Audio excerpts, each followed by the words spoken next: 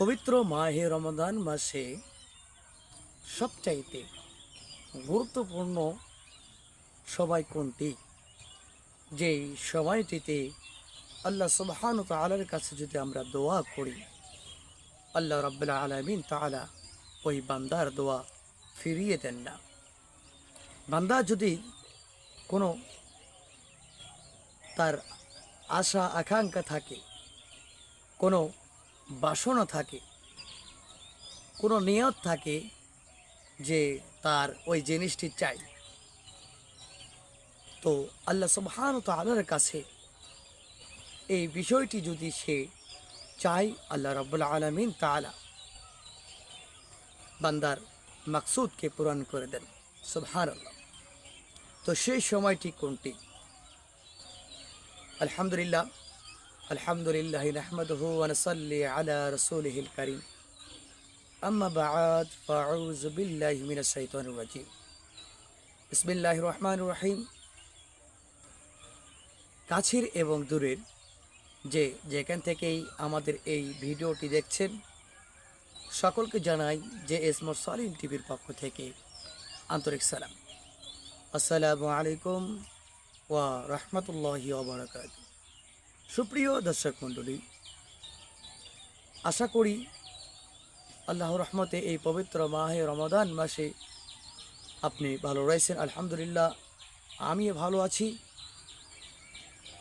আপনাকে আমাকে আল্লাহ সুবহানাহু ওয়া তাআলা এই পবিত্র মাহে রমাদান আপনার আমার জন্য গুনাহ মাফের মাস, মুক্তির মাস, নাজাতের মাস, রহমতের মাস হিসাবে আল্লাহ সুবহানাহু ওয়া তাআলা দান করেছেন আমাদের এই মাহে রমাদান মাস। তো আল্লাহ সুবহানাহু ওয়া তাআলা দেখেন, এই পবিত্র মাসে আপনাকে আমাকে বিশেষ করে দুইটি গুরুত্বপূর্ণ সময় দান করেছেন। যে সময়টি বান্দা যদি দোয়া করে, বান্দা যদি তার কোনো আশা আকাঙ্ক্ষার কথা আল্লাহ সুবহানাহু ওয়া তাআলার কাছে প্রার্থনার মাধ্যমে জানায়, আল্লাহ রাব্বুল আলামিন তাআলা তার সেই দোয়াকে ফিরিয়ে দেন না।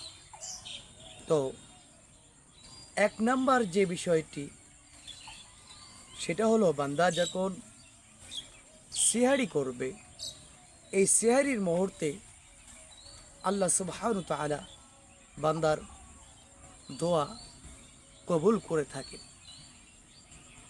দেখুন, হাদিস শরীফে এসেছে, সাহাবী কেরামরা একবার রাসূল সাল্লাল্লাহু আলাইহি ওয়াসাল্লামকে জিজ্ঞাসা করলেন, ইয়া রাসূলুল্লাহ, আল্লাহ রাব্বুল আলামিনকে ডাকার, আল্লাহ রাব্বুল আলামিনের কাছে দোয়া কবুল হওয়ার সবচাইতে উত্তম সময় কোনটি? তো রাসূলুল্লাহ সাল্লাল্লাহু আলাইহি সাল্লাম বললেন যে আল্লাহ সুবহানাহু ওয়া তাআলাকে ডাকার সবচাইতে, দোয়া কবুল হওয়ার সবচাইতে উত্তম সময় হলো গভীর রজনীতে, অর্থাৎ দুই প্রহর যখন চলে যায়, তৃতীয় প্রহরের সময় ফজরের নামাজের আগে এই মুহূর্তে আল্লাহ সুবহানাহু ওয়া তাআলা বান্দার দোয়া কবুল করেন।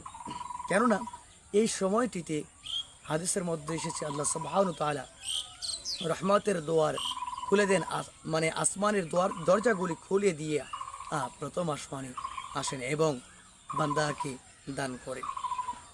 তো আমরা এই সাহারির সময়, এই সেহারি যে আমরা করব, এই সেহারির আগে আমরা সুন্দরভাবে পরিপাটি হয়ে ওযু সেরে তারপরে তাসবিহ তাহলিল করব, অতঃপর আমরা দোয়া করব আল্লাহ সুবহানাহু ওয়া তাআলার কাছে।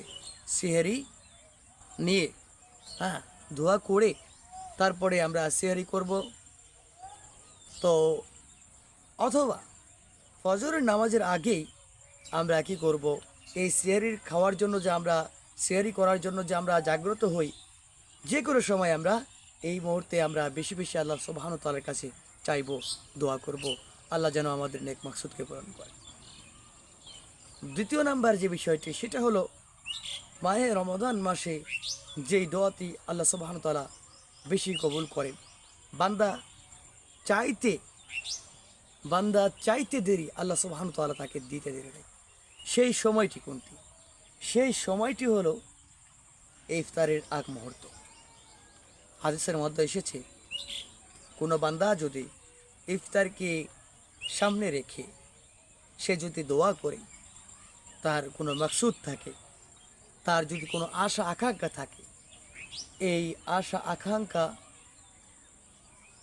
চাওয়ার জন্য আল্লাহ রাব্বুল আলামিনের কাছে যদি সে ইফতারকে সামনে রাখিয়া সে যদি চাইতে পারে, আল্লাহ রাব্বুল আলামিন তাআলা তার দোয়াকে ফিরিয়ে দেন না।